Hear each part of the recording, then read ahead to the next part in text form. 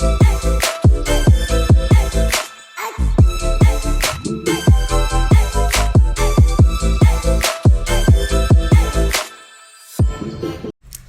we're going to be cooking egusi soup, and I'm going to be showing you some ingredients I'll be using. So that is egusi. This is what I call osu. That is stockfish. We have some pepper and tatashe. Oh, we have some chicken there, some dried fish. This is so gonna be so nice. Some crayfish, some red oil. I'm trying to create a healthy egusi soup, so I don't want too much oil. I'm even going to show you how I reduce the oil content from the egusi soup. So let me show you how I reduce the oil content from the egusi soup. So the first thing I did was to blend the egusi in a blender. I'm just showing you some onions there to blend it to be dry. Then this is our egusi finely blended. Sometimes it cakes, but what I'm going to do is I'm going to add a little water and form molds like semo with it. Then I'm going to boil it to reduce the oil content. So these are the molds that I have created. I wish I could have showed you that, but my hands were busy. These are the molds that I have created. I'm going to place them in a pot to boil. Now that's the pot over there.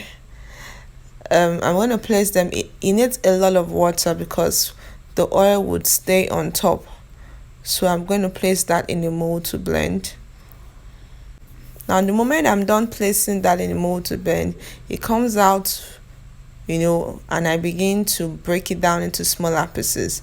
By then the oil content would have reduced.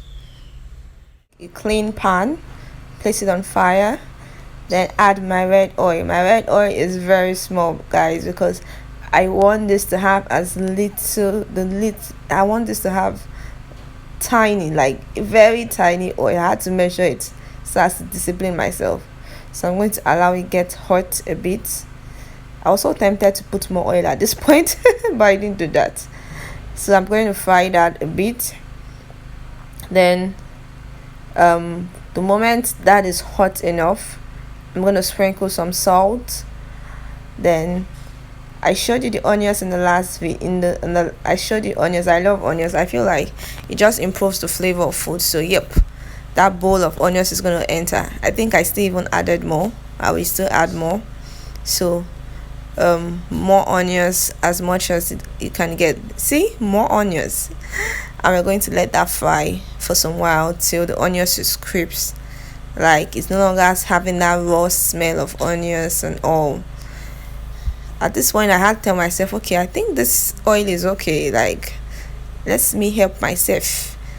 Too much oil is not good because I don't want something really too oily. Egusi already has oil on its own. So yes, our onions is well fried. You can see crispy and all. So I blended tatashe, shombo, and some tomato so that is the mix I've poured right in. I want to do it create a stew base first before I cook my egusi.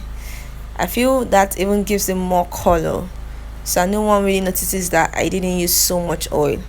Guys, isn't this just looking so nice? So yes, I'm going to let that fry for a while. You see that it's beginning to burn by the side, so I'm going to turn it till it's well fried. The smell is gone, and the moment it is well fried, we are good to go. One thing about egusi soup is that it can be cooked in several ways. This is just one of the ways. You can always play around. That's one soup I love for that. Now that it is fried, I'm going to season it with some seasoning cubes. This thing refused to break, oh my people. But last I overcame it. So I'm going to add just some seasoning cubes, because I'm not doing stew, all those curry time. I'm not going to add that. Just basically some seasoning cubes and pepper. But because I used pepper, there is no need for me to actually add more pepper. Now once that is fried and good to go, the next thing we're going to add is what I call osu. I don't know how to describe osu, but it's just those native spices that You cannot explain what it is doing in this food, but shall just giving the food more taste. That's all I can say. Maybe I'll find a better way. Or ask my parents that have lived in those years. It just makes egusi soup much more better. Like all those egusi they cook in parties or burials. Like, oh, this is already scenting, guys. Yes, after adding my osu, I'm gonna add my egusi. Now, if you notice, my egusi is light. Yes, because I didn't want it to cake again in the pot, so I mixed it with water, dissolved it after it came down. After I boiled it to reduce the oil content, so that by the time I stir it, it won't have any form of lumps. The moment it has lumps and it starts boiling, you know those egusi, like you start seeing the lumps up and down. I want my egusi to come out clean, smooth. You feel me, right? Yeah, so at this point I'm going to add the stockfish. This particular stockfish had to be soaked, guys, because it is strong. So we had to soak it like earlier on. If not, it won't even be usable. So I'm going to add that to boil, and so that the flavor of the stockfish and the egusi can mix together. We're going to be checking this from time to time. Now look at this, guys. Like, you can just scoop off the light and here and see the egusi is ready. Because the oil is on top. Like, what else do we want? And look at the egusi is together. Okay, so now because I'm cooking this for my family, they like the use of bitter leaf. They feel it reduces the oil content more. The goal here is just reduce the oil content.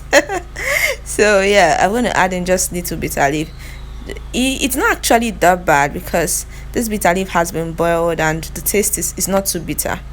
So just a little to kind of absorb the oil more. But my people, if it was me that was eating this food alone, I would not add it. So I'm adding the stock now, and I'm going to let it boil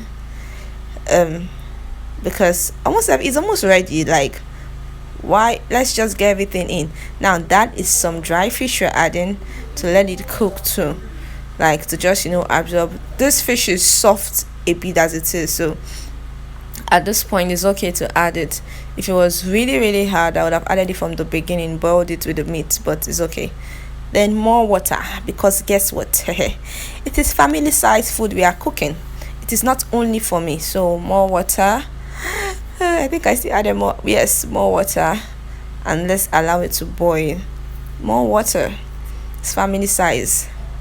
So after it has boiled for a while, you would see like the oil is on top. Like, who would believe that I actually use just a spoon of red oil for the soup, because it has so much oil on top.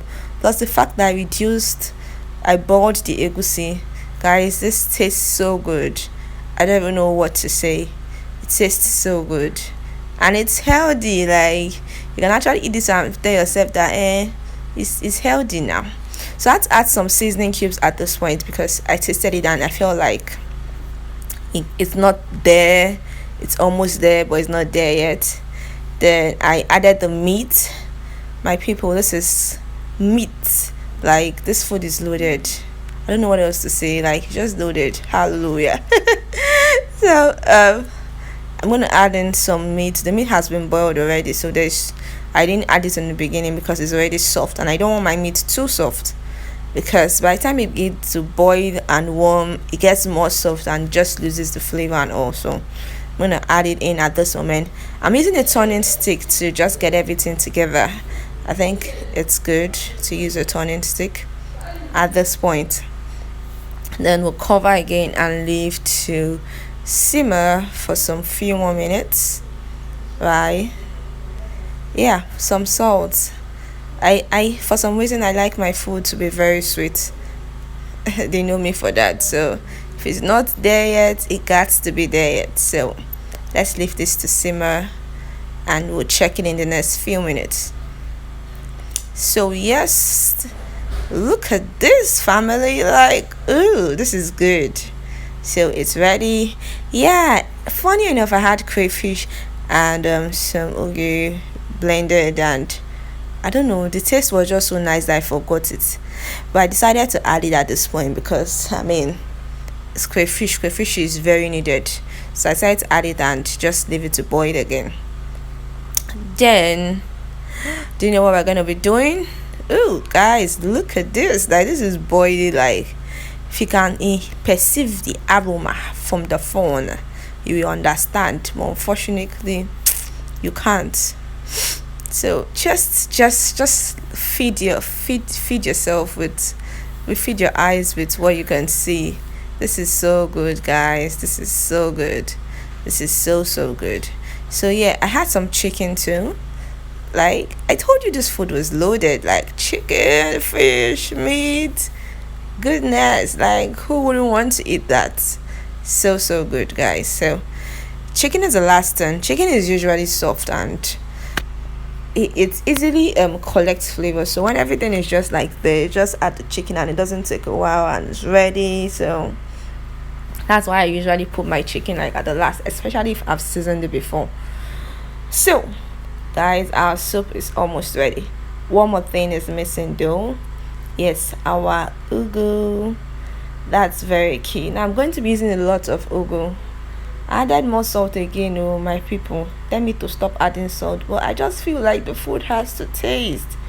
Like, I feel like adding the crayfish kind of overpowered the taste a bit, and I wasn't feeling the other parts of the food. But trust me, this food is not too salty, guys. It's just needed because, you know, you have bitter leaf, you have crayfish and all, so all of them are collecting their own portion of the salt now, so we have to add more salt. Maybe I'm trying to convince you. Okay, so let's check it. And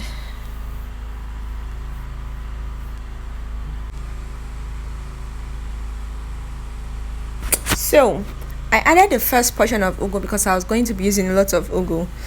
For some reason I forgot to film that, but I'm going to allow that steam. Then the next thing I'm going to do is I'm going to add more ugu to it, as that would have reduced in size. So yeah, that's it. I'm going to add in more ugu. The aim is to create a healthy soup. So, and ugu is very healthy and nutritious for the body. So it's in the food with lots of ugu. It helps to increase the iron content, you know, it creates the flow of blood, a lot of nutritious values. So I'm going to be adding in more ugu at this point. Feel free to reduce your ugu, the quantity of ugu you're using. Remember, I'm cooking a family size, so maybe you're just cooking for yourself or for somebody, so you don't need a lot of this. Like, it's not vegetable soup, right? But because I'm cooking for a family size, and I actually got 4 plates of soup from the spot, so that is why I am using a lot of ugu, and it won't really matter. Okay, my family and the people I'm cooking for too, they love ugu. So yeah, but if you know you're not a big fan of ugu, just moderate quantities. Okay, so let's cover that, and voila, in the next few minutes our soup will be ready.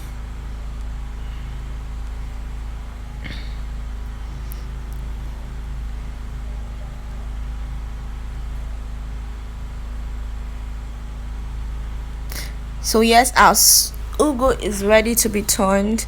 Just gonna stir it a bit. I'm trying to be careful at this point because of all the protein that is inside there. I don't want it to scatter. I just want it to stir it a bit. The moment I'm able to stir it a bit, that's why it's good to use a turning stick, so you can carefully stir it. Like, see this stain. So I'm going to just stir, like take it in from up under. I don't know how else to explain this thing I'm doing. But that's what I'm trying to do. The moment I've gotten everything together, I'm gonna turn off the light because I don't want my ugu to be overcooked. But look at this soup, guys. Like, come on.